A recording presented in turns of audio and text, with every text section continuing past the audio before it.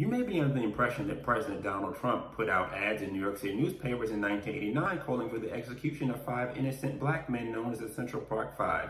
This impression is a lie. I know, I get it. Let's go deeper. The phenomenon that we know as the Central Park Five started with a woman who was raped in Central Park on April 19, 1989, as reported by the New York Times on April 21st with this headline: Youth Rape and Beat Central Park Jogger.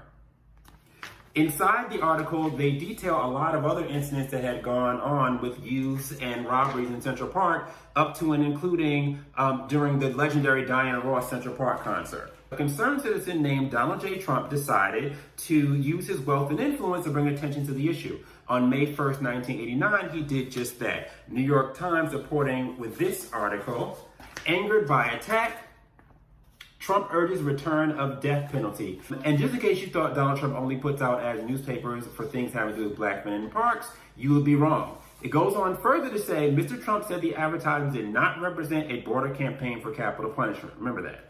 It also says in 1987, Mr. Trump ran full-page advertisements in the Times, the Washington Post, and Boston Globe criticizing United States foreign policy, specifically the government's subsidizing of defense budgets in wealthy countries such as Japan and Saudi Arabia, something President Trump still believes today.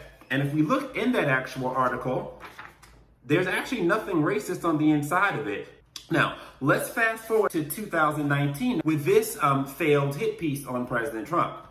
Trump will not apologize for calling for death penalty over Central Park Five.